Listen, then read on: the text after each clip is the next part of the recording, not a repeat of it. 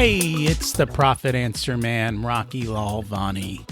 If you're new to the podcast, check out my interview with Mike Michalowicz. It's episode number 2. If you want to hear about each chapter in the Profit First book, go back and listen to episodes 3 through 13. Episode 1 is the why and how. On the Profit Answer Man, we learn money mastery without all the complicated accounting mumbo-jumbo using a simple system. Your accountant is busy documenting your transactions and creating a rearview mirror of what happened. My guess is you don't even look at the reports they sent you. If you're like most business owners, you struggle with this, and it's not your fault. We aren't taught money in school, and accountants aren't taught how to be profitable. The Profit First system created by Mike Michalowicz works, and he certified me to help you implement the system in your business. Remember, the new equation is sales minus profit equals expenses. Let's face it, without cash flow, you can't pay your employees, buy needed materials, or pay your mortgage and support your family. I help you to do that and more, so you can focus on the parts of the business you love and receive the rewards for your labor and investment into your business. The stronger you are as a business owner, the more jobs you create, the better we are as a country. Small business owners are the backbone of America, and for that, you deserve to be well rewarded. Just remember, more revenue does not equal more profit. That's why we focus on the bottom line. This episode of the Profit Answer Man podcast is brought to you by SMBpodcastnetwork.com.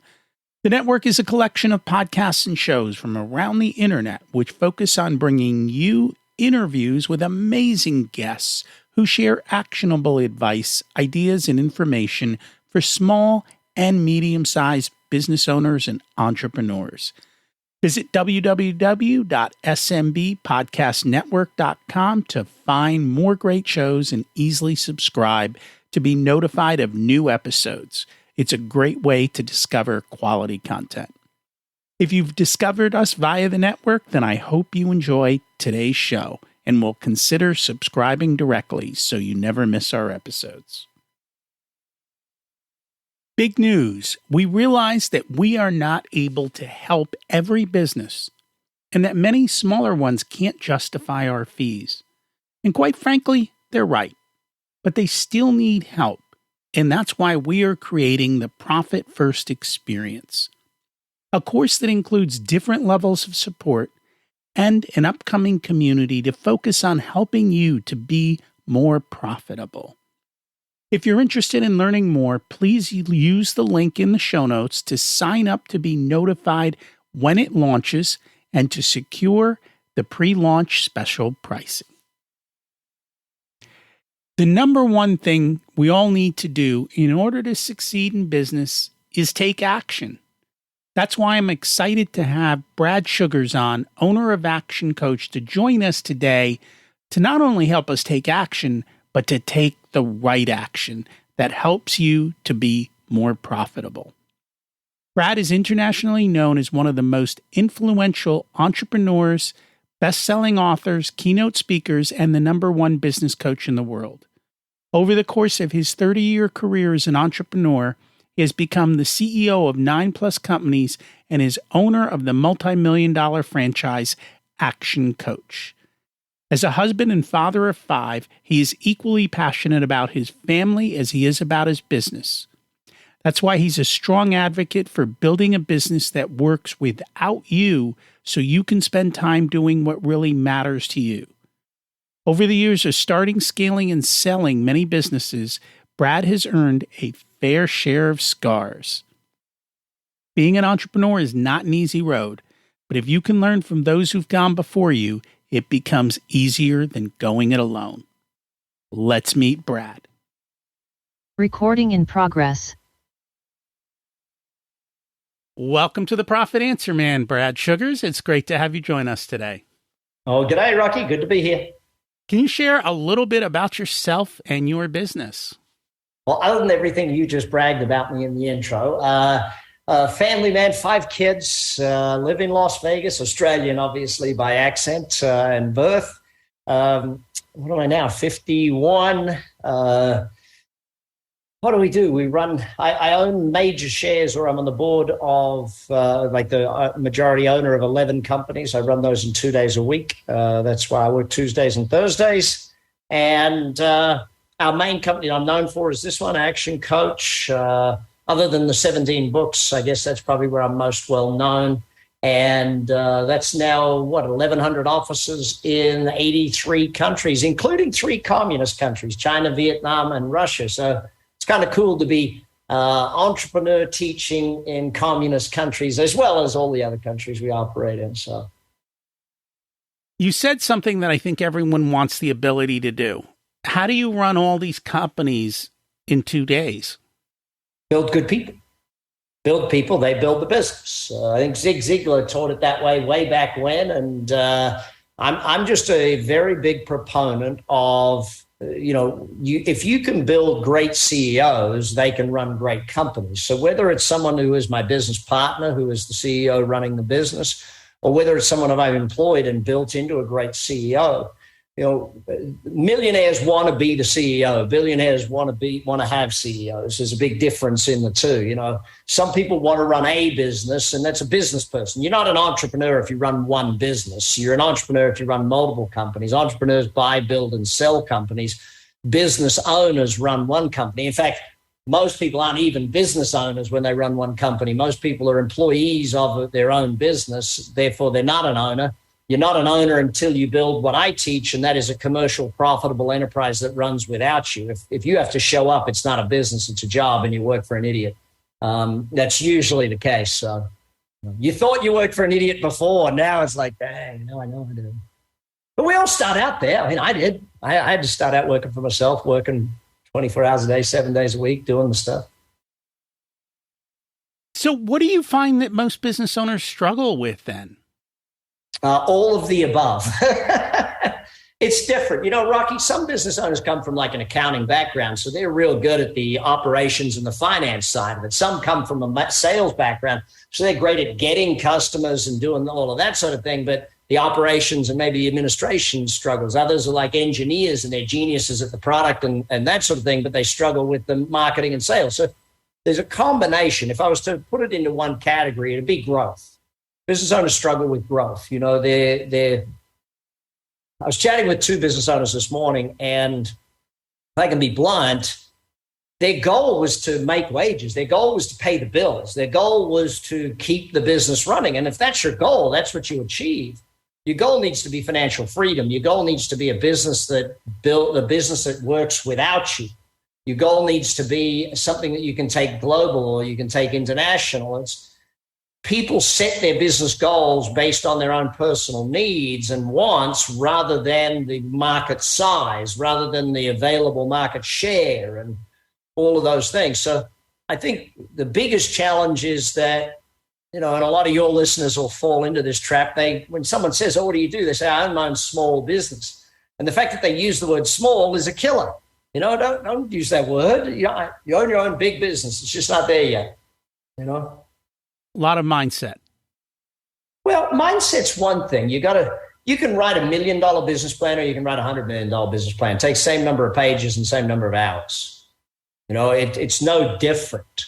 The challenge is when people, and what kills me, though, Rocky, is they come from this corporate world where they've run $100 million enterprise, and they come to their own business and they say, well, I want to make $200,000 the first year or $500,000. Like, dude, you're doing $100 million.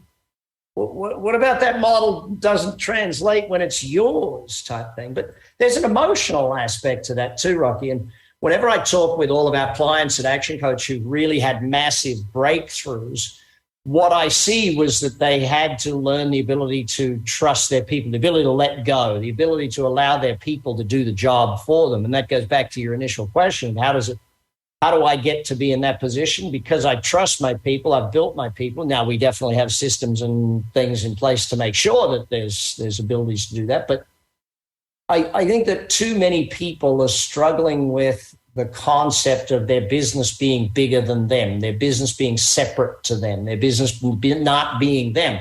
Like the stupidest mistake I used to make when I first started in business, I'd say to people, listen, I'm the owner. I'm always here. Call me anytime. And of course, how dumb was I thinking that was the right way to grow a business? No, that was the right way to grow a trap for myself so that I could never leave. I trained my customers to only buy from me if I showed up. But I was new into business. I was a 20-year-old kid. I didn't know what I was doing. I had to learn it the same as everybody else does. Now, luckily enough, with my team of coaches around the world and all the books, other people get to learn from my mistakes. They don't have to do it themselves. And I know you said that. Get the business to work for you so you don't have to. And that's what we talk. Get out of the way, create the systems and processes, and then manage the systems and processes and let the people do the work. Well, that comes back to sort of leadership and management. Management is a system and leadership is an art form. Management is a systematic methodology of meetings and reporting that makes certain things happen. Management is really about two things, productivity and capability.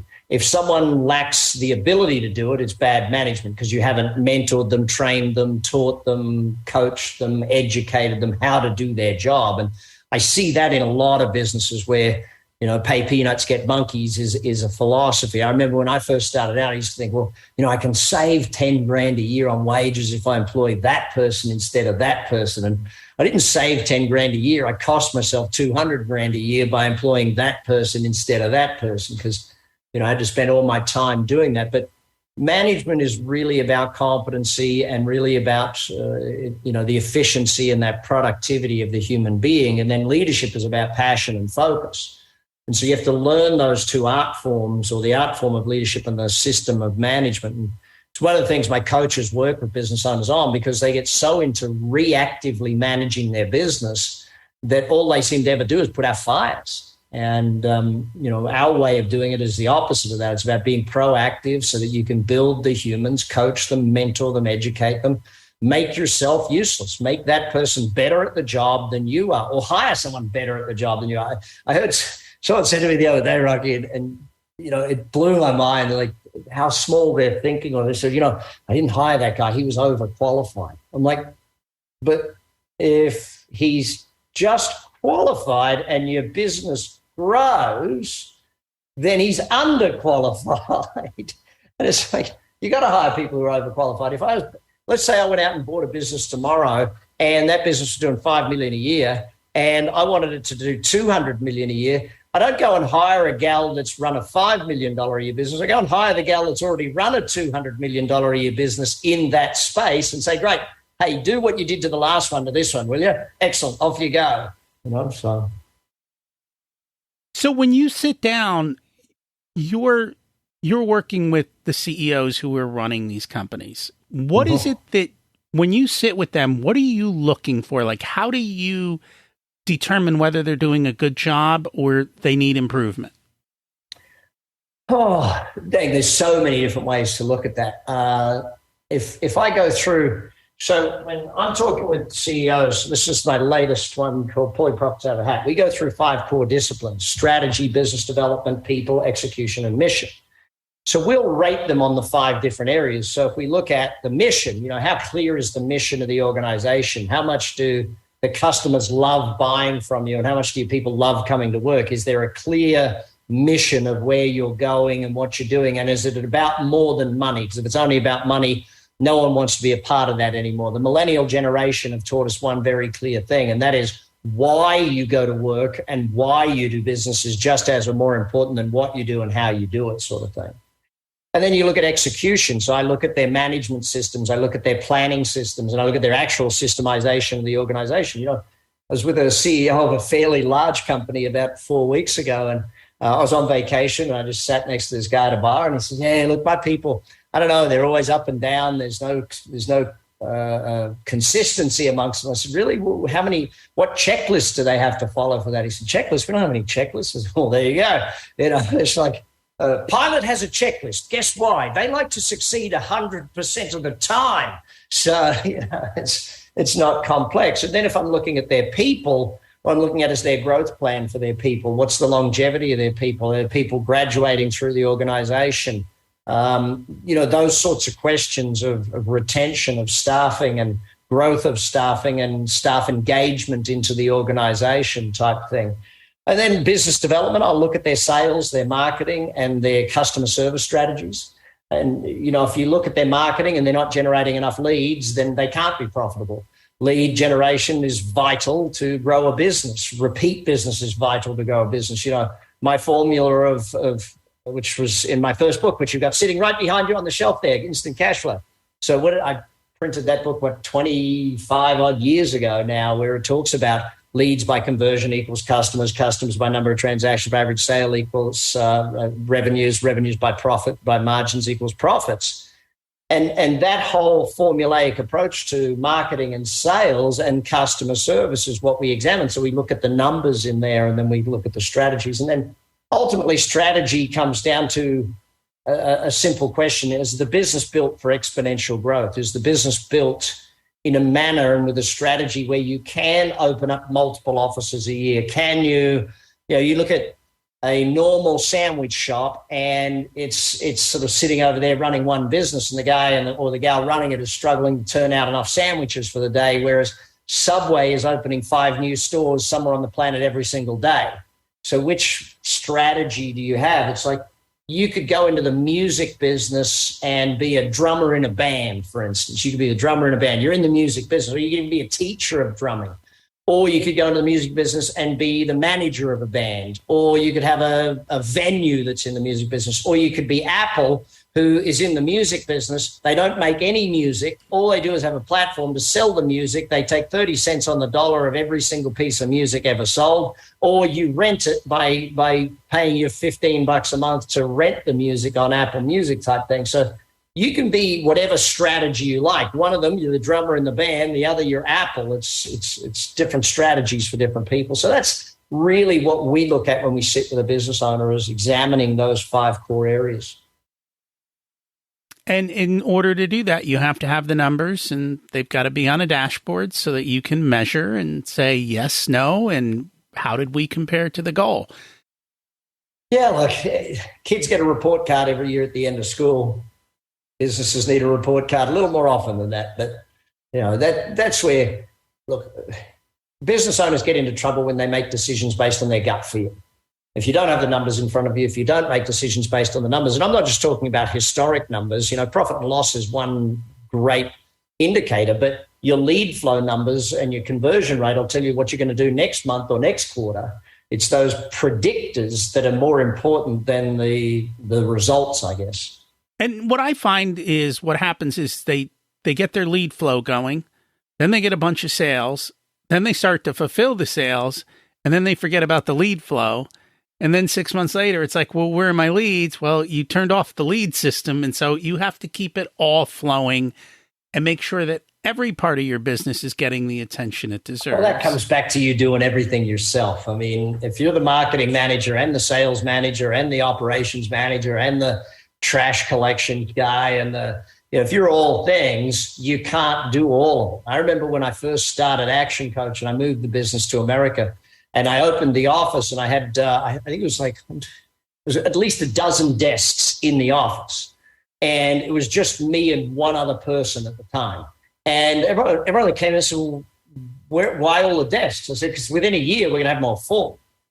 No use opening with one desk if in a year's time so my marketing manager desk was over there. And so I would go and sit at the marketing manager desk when I was doing marketing. I'd sit at the finance. Like if people called me on a Tuesday and said, need to talk to your finance person. Oh, they come in on Fridays. It was still me, but I sat at that desk on Fridays and did the marketing stuff, wearing all the different hats type thing. But ultimately, if you don't have someone accountable for a position, and it goes back to a very important lesson in business, Rocky, and that is, if you don't have results in an area of your business, it's because you've either got the wrong person or you don't have a person in that area of your business. And so most people, they try and, if I can be really blunt, let me be really Australian. Saving a wage costs you a fortune. And what I try to do is I tell everyone, hey, come up with your hourly wage. And if a job is going to take less than your hourly wage, then pay somebody to do it so you can go earn your much, much higher hourly wage. Where's your best Where do you best suit the company, and where can you bring the most value?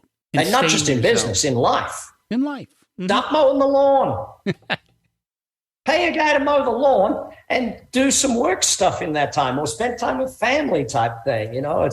And most of the most profitable segment of a business is in sales, making sales, bringing in new customers that stay with you for a long period of time. That's where, every business owner that I ever meet that doesn't focus on sales, if you're not the rainmaker, you better have a few really good employees that are rainmakers. You need more rainmakers than you need ops people. So very important. It doesn't start until the sale is made. That's where it all begins. So the big question everyone always asks is, how do I become more profitable?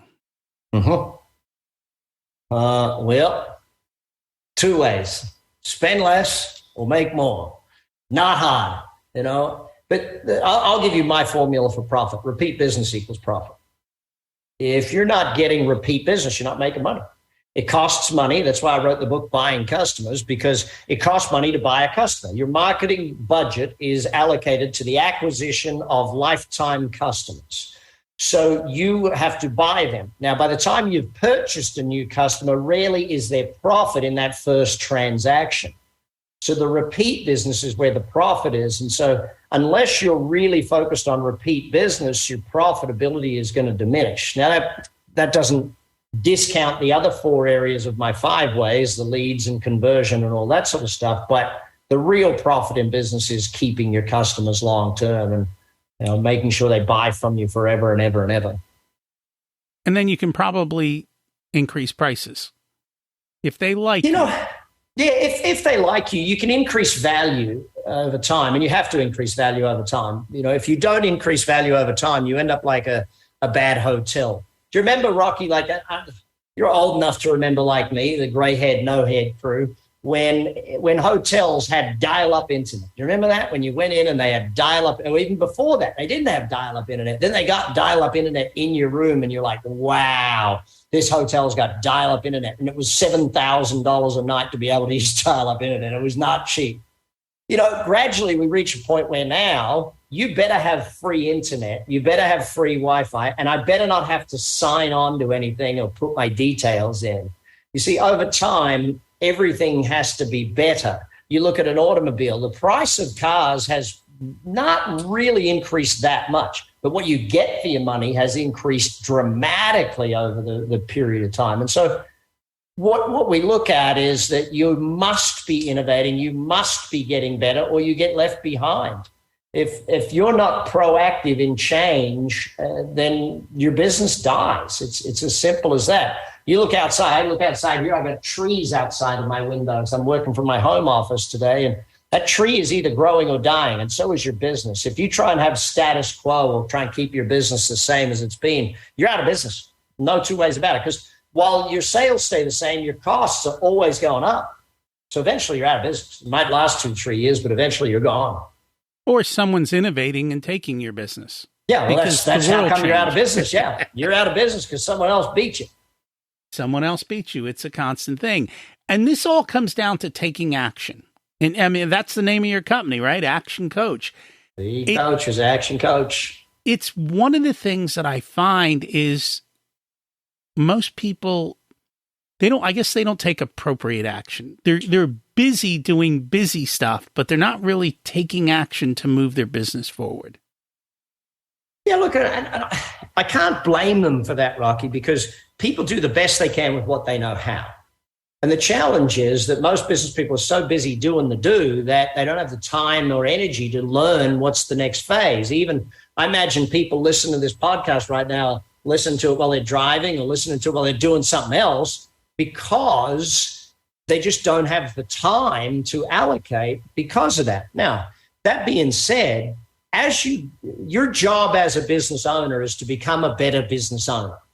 That's your job. Your job is to keep getting better at business, to keep systematizing. I remember when I first fell in love with systemization. I remember reading Gerber's book, The E-Myth, and thinking, okay, I got to do this. I got to be like McDonald's. I got to do systems. And what I worked out, though, is that every time I built a system, it saved me 5 or 10 minutes a day. And I would buy back 5 or 10, even if it saved me 10 minutes a week, I'm still buying back 10 minutes a week, 5 minutes a week, 10 minutes a week, an hour a week, a day a week, whatever it might be. So I took charge of my time. One of the reasons Action Coach works, one of the reasons we work is that we hold business owners accountable to growth, not just to paying the bills. If you tell me your goal is X, then we hold you accountable to achieving X type thing. And so if you look at a big business has a massive advantage over small business. It's called a board of directors. That board of directors will kick the CEO out if they don't grow the business, increase the value, and increase the profitability. The problem for most small businesses, if I go back to your first question of the day, what's the biggest challenge for small business? The biggest challenge is the owner is also the CEO. And they do it, and they're doing an awful job at both of them. They lie to each other. Like, I'm the CEO. Oh, yes, Mr. Owner, I did the hardest work possible this week. I worked so hard, it's amazing. Oh, yes, you did, Mr. CEO. You're the best CEO we've ever had. If I owned that business, do you imagine someone listening to this podcast, I own your business all of a sudden. How long do you think you'll keep your job running your business if I owned it type thing? Do you think you'd be fired today or yesterday? And that's the thing, Rocky, that you've got to get better. Business doesn't get easier. You got to get better at it. Sales is never going to get easier. You got to get better at it. Marketing's never going to get easier. You got to get better at it. Or you got to hire people who are real dang good at it. I know in one of our companies, we just hired a new marketing manager, and I'm pretty dang good at marketing, but the certain things she's talking to me about, I'm just going, oh my God, I have no idea of that stuff. Thank God I hired you. Now our company is better at marketing. I don't need to be better at marketing. I need to hire people better than me at marketing so that marketing just gets done whether I'm there or not. And that's a big part of business. It's what we talk about. Get yourself out of the way. The more involved you are, the less valuable your business is. Well, that comes down to value. Look, ultimately, when we first start coaching a business owner, we ask them one question. What's your ultimate goal? And they don't really even know what their ultimate goal is. So I tell them, well, your ultimate goal is to sell the business. They say, I don't want to sell it. Yeah. You say that now. Your ultimate goal one day is to have a saleable asset, a business that works without you, that is valued at a certain amount. You will finish the business. And by finish, I mean it will run without you. Whether you show up or not, the business runs, the business grows. It grows. In fact, I know when I first left Action Coach, my CEO who ran it, the business grew faster with me out of there than it did with me in there, which, is both ego bruising, but heartwarming and wallet warming too at the same time. But you sit back and you start looking at how much you have to grow to build that business. And that's where goals are a great thing. Remember at 16 years of age from Jim Rohn learning about goal setting. And one of the key fundamentals that I had to grasp, and that people around me also had to grasp, Rocky. I would tell people, because I met Rohn when I was 16, and I set a goal of financial retirement at age 25. So being financially free from age 25 onwards. And I missed it by 1 year. It was 26 when I hit financial freedom. So I was pretty dang lucky in that regard. Well, not lucky. I worked my tail off to get there. But what I had to learn and what those people had to learn, because I told some people that, I'm going to retire at 25. And of course they laughed and they said, let me tell you why that's not possible, can't happen, won't happen, specifically won't happen for you. And what they didn't get is that I was willing to grow. I was willing to learn. I was willing to become the person that could achieve those goals. When you set the goal, you can't achieve it. But the sheer fact that you're setting it means you can't do it now. The sheer fact that you haven't already achieved it means with your current knowledge, your current abilities, your current thoughts, your current philosophies, you cannot do that yet. But by the fact that you set the goal, it now gives you, my formula for success is pretty simple. Dream, goal, learn, plan, act. Got to have big dreams. Dreams turn into goals. Goals turn into learning. So when you set a goal, you say, okay, my goal is to run a marathon. Okay, I better learn how to run a marathon. I better practice. I better train. I better get good at it. I better join a team of runners. I better get a coach. I better study. I better change my diet. I better change my habits because I want to hit this goal. So I have to learn all of those things. Then I write a plan. Then I take action. And so I don't know what got on me that subject, Rocky, but that's where I ended up. A great speaker trainer of mine once said to me, his name was Dr. Frederick Karen Cotter, Reverend Ike. He said, never let your subject get in the way of what you have to say. So, there you go. There you go. You have a program that kind of touches on that, right? 90 Days to Revolutionize Your Life. Can you share a little bit about that? Yeah, when I hit 50, I decided I built a TV studio and I went into my office every day for 90 days and I filmed. I filmed 30 days in a row on business, 30 days in a row. And we got it down to a half an hour each day. So it's 30 minutes a day for 30 days on business, 30 minutes a day on life and the success principles of life, and 30 minutes a day on wealth and how to create wealth for yourself. And so by doing that, what I said to people was, listen, in 90 days, I'm going to 100% change the way you think. This morning, I was on a call with people who've just graduated the 30-day challenge on the life one. So it's 30 days on life. And one of the guys just sat there and he said, Brad, I don't know how to explain this, but before I thought this was my ceiling. Now I see this is where I can go to in 30 days. I said, great. 60 days from now, I want you to tell me where you think you can go. You got 60 more days of this to see how far. And so that's my challenge to people. If you want to dramatically change your life, you got to dramatically change your thinking. And to do that, I looked at, well, what's the fastest way I can dramatically change someone's thinking? Now, people say, oh, why only a half hour a day? Because more than that there's too much. Too much to learn, too much to assimilate, and too much to take in. So 30 minutes a day is about the ideal learning amount, and people take that in. And the goal is at 30 days on the life one, you build a life plan. 30 days on business, you build your business plan. And 30 days on wealth, you build your wealth plan. Most people don't have a wealth plan. And I look at them, I say, well, what's your plan for wealth? I don't have one. Okay, it's not going to happen for you then. So dream, goal, learn, plan, act. Most people don't have a business plan other than in their head. Yes. And the question on the life plan, when you ask people if they have a life plan, I think the numbers drop to single digits, especially if you ask, do you have a written life plan? Yeah. People spend more time planning their wedding than they do the marriage. Think about that for a second. Like, really, people spend more time planning Friday night than they do their wealth. The weekend is more important than their wealth. And yeah, don't get me started on that one. I get a little upset over that one. I have 5 kids, so I spend a lot of time teaching my kids and my other people. So I have our foundation, just this last year, we educated 1,000 students around the world how to be business owners, so to be employers, not employees.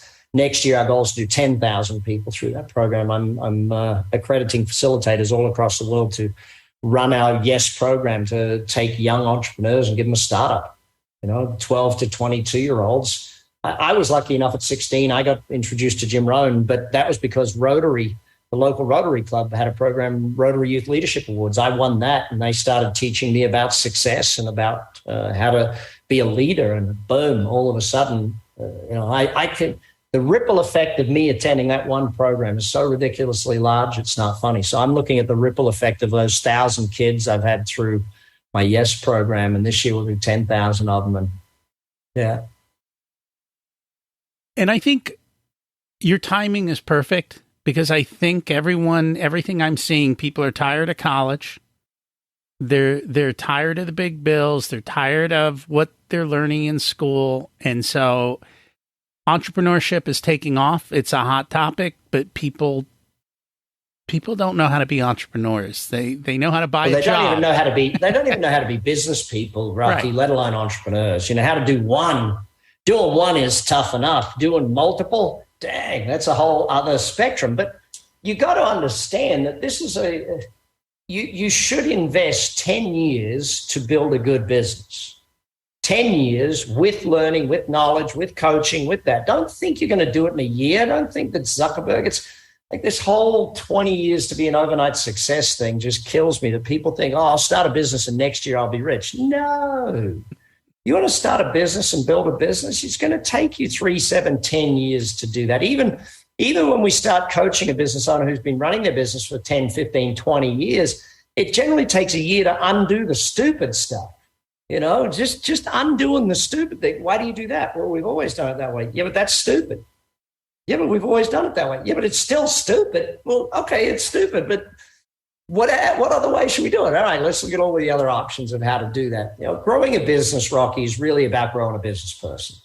If I can grow someone to be a great business person, they can then run as many businesses as they want. Once you've learned management, you've learned management. Once you've learned sales, you've learned sales. Sales is no different one business to the next. It's the same principle of connecting with humans, communication structures, communication strategies, the ability to ask questions, solve problems. That's sales. It's not, if I learn it in one business, I can apply it across to multiple businesses. So, yeah. It's figuring out the basic principles and then practicing and applying and rinse and repeat. Build those good people, help them build a great business for you. Any parting thoughts for our listeners?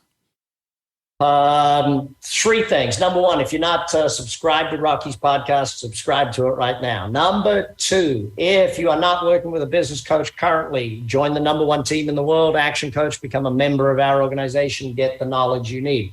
And number 3, I've said it a couple of times, but I want to say it in a slightly different way. I will say it the way it was taught to me.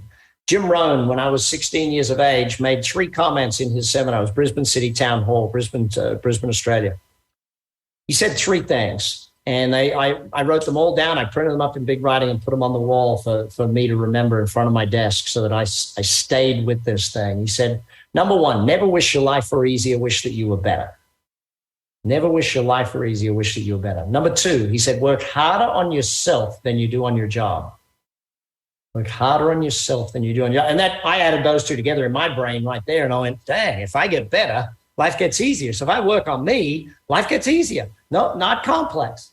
I ran down to Mr. Rohn at the end of that seminar. I was 16 years of age. I had him sign my notes. And I said, Mr. Rohn, what's the one thing for me as a 16-year-old boy that I can do that will guarantee me to be successful? He said, son, it's simple. Read a book a week. Not a book a month, not a book every 2 weeks, a book a week. So I did that. I was 16. I just did what I was told. And hey, presto, here I am. And your first 17 weeks are already secured because there's my 17 books right there. And number 18 is coming out in about 2 months. So there we go. 17 weeks already in track. Get on Amazon, go for your life, buy them all. I will say that is one lesson I've learned is people spend 3 years to write a book, put their best knowledge in there. Most books are under $20, like best time spent. Except for mine. Mine are much more expensive than yours are much more. Okay. I have no idea what they cost. Maybe we'll have a discount code. I'm sure my publisher knows exactly how much they sell for. Thank you so much for joining us today. We'll put how to find you in the show notes and make it easy. Pretty simple. Google.com, Brad Sugars. Amazingly, all of my websites will come up, or just jump actioncoach.com. You'll find us there. Thank you so much for joining us today. Be well, mate. Good to be here. Brad has great books and programs that help business owners increase their profitability while working less. That's my goal for you. And as such, I will bring you people who, like me, can help you do that. I encourage you to partner with whomever you find will help you to take the next step. Taking action is big for all my clients. If you want a done-for-you service, you can hire us as your chief profitability officers. You have your own area of expertise, and maybe you want to spend more of your time doing what you love. We only work with a handful of clients, so they all get our full attention. We work with business owners who have or are growing to $500,000 to $5 million in revenue. You can use the scheduling link in the show notes to get on our calendar for a good fit conversation to see if we're the right people to support you and how we can help you. Hey, it's Rocky. Don't forget to check out my other podcast, Richer Soul, where we talk about life beyond money and how to live that ultimate life and become a better leader in your company. As we close out, let's repeat the mantra. Revenue is vanity, profit is sanity, and cash is king. Have an abundant and profitable week.